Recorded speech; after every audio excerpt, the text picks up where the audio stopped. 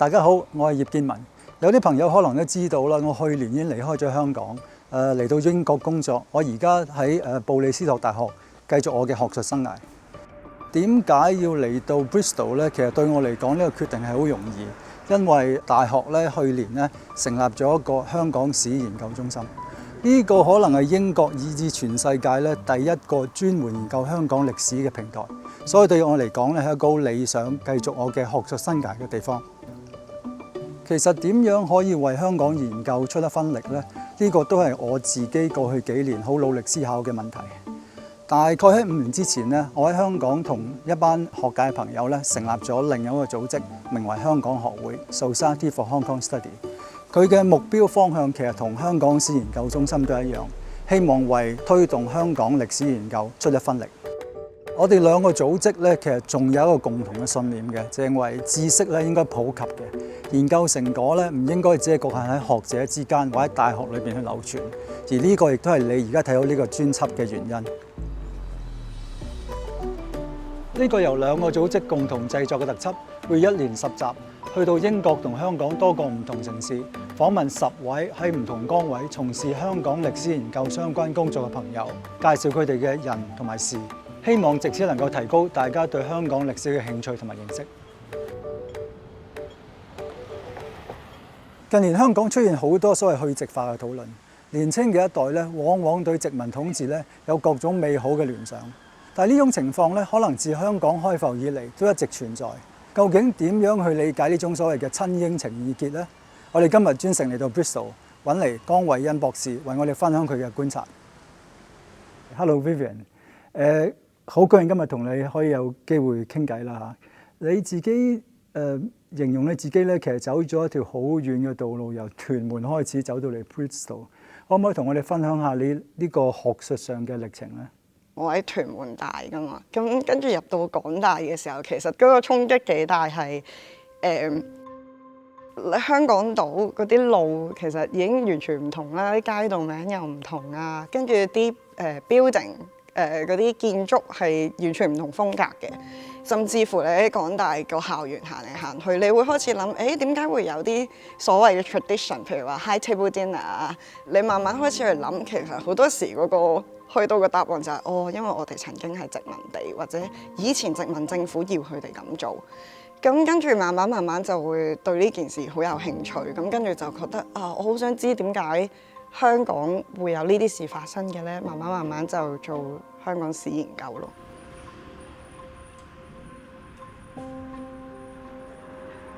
當時 Hong Kong History Project 即係 Bristol 呢個 project 咧，佢就出咗個廣告，咁就話會提供呢一個獎學金去俾有志研習香港史嘅博士生。好幸運我係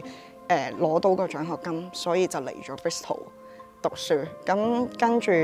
慢慢我亦都成為咗 Hong Kong History Project 入邊嘅一份子，可以喺呢一個地方繼續做香港史。你其實係喺Bristol 歷史系裏邊算係第一個引入咗即係香港歷史嘅課程喺嗰個本科嘅內容裏邊，係咪咧？係啊，本身喺我正式成為呢度嘅講師之前，Bristol 嘅本科課程係冇教任何香港史嘅內容嘅，咁就開始發現其實學生係對香港歷史係好有興趣，咁我就知道有呢一個需求啦。學校亦都好支持我。喺啱啱過去呢一個學期，我就新增咗一個2年班嘅課程，個名叫 Hong Kong and the World。其實顧名思義就係睇香港喺全球發展史，亦都帶啲學生去反思，除咗利用香港去認識全球歷史之外，香港喺全球歷史發展扮演咗一啲咩角色咁樣咯。講翻你嘅研究嘅內容啊，即係你無論博士論文又好，或者你即將出版嘅學術專著都好啦，都係集中研究20世紀嘅上半部，即係香港人點樣爭取一個英國嘅身份認同或者一個文化認同嘅一個嘅現象。可唔可以同我哋分享下呢個，即係點解會揀呢個題目嘅咧？大學嘅時候就開始對身份認同呢一個 topic 好有興趣。咁我諗最主要可能係因為我大學2年班嘅時候，我去咗美國加州做交換生，做咗1個學期。即係我本身喺香港土生土長，跟住第一次去到一個咁多元文化嘅嘅地方嘅時候，係受到一個好大嘅衝擊，即係跟住大家會問我你喺邊度嚟啊？咁跟住就可能要解釋俾你哋聽，因為香港以前嘅歷史咁樣。咁跟住喺嗰度亦都會識到啲朋友，甚至乎我屋企我爸爸嗰邊有啲嘅家人其實係喺加州嘅。咁會見到佢哋幾代同堂，但係每個人對於家嘅定義，對於自我身份認同嘅認識，表達係好唔同嘅。咁啊，自然激發我去諗呢啲嘢啦。咁加埋嚟咗英國就自然更大衝擊啦。咁好簡單，去銀行嘅時候，銀行職員好好奇問：咦，點解你哋本 passport 好似睇落係我哋本 passport， 但係你哋又會拎住個 visa 嚟讀書嘅？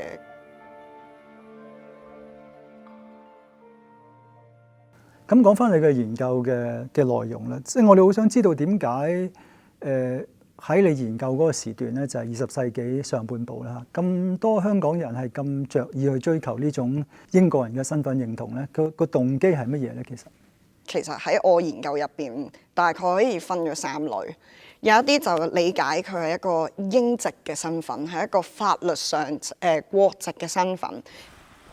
因為根據當時嘅英國國籍法，任何喺大英帝國領土入邊出生嘅人，無論你喺倫敦出生、香港出生，無論你嘅爸爸媽媽係所謂嘅英籍白人定係華人，你嘅英籍身份應該係同等嘅，法律上嚟講啦。咁實際上當然唔同，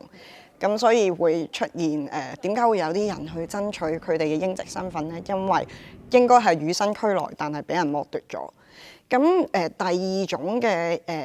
英化嘅身份認同係體現喺文化上邊啦，譬如話佢會覺得佢係受英國教育嘅，佢係一個擁護英國文化嘅人。咁對於呢一啲擁護英國文化嘅人嚟講，佢哋同時亦都會覺得呢一個身份認同其實賦予咗代表咗一啲嘢嘅，代表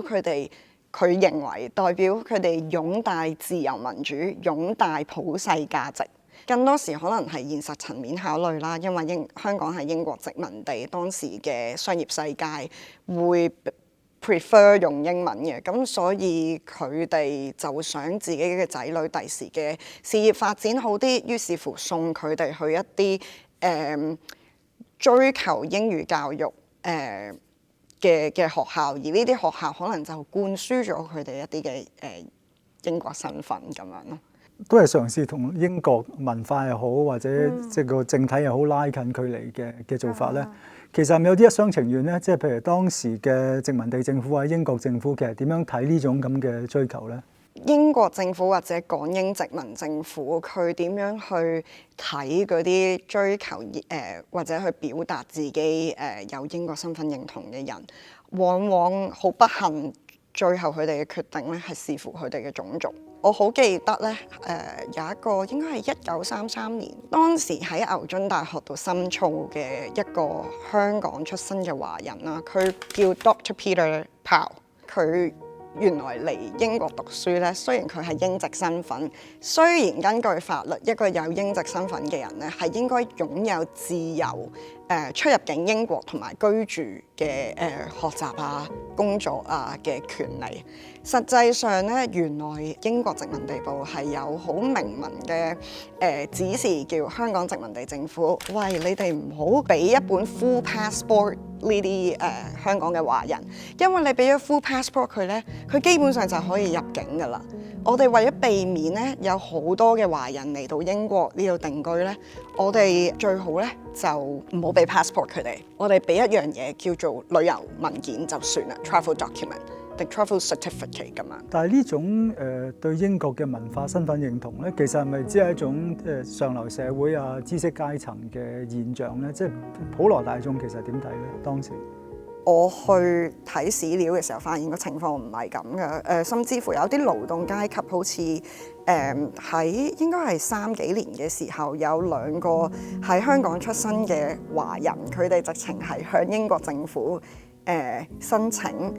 俾佢哋嚟英國去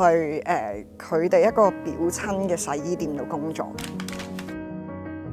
佢想行使佢係作為英籍身份嗰個權利進入英國居住同埋工作。咁所以你會見到啦，就算係勞動階層啦，都會有呢一個追求啦。咁更加明顯嘅咧，其實係中產嘅香港居民咧，對呢啲嘢嘅追求亦都更多。譬如話有一個例子係我有睇過喺香港嘅一啲公民團體啦，包括扶輪社啦，包括一個叫九龍居民協會嘅團體啦。咁其實喺呢啲團體入邊咧，好多都係我哋而家叫嘅白領階級啊、中產人士，佢哋嘅事業上可能係有一定嘅地位，但係佢哋會想透過行使佢哋嘅公民權去追求更平等嘅一啲嘅作為英籍居民嘅權利。佢係叫做 Hong Kong and the World，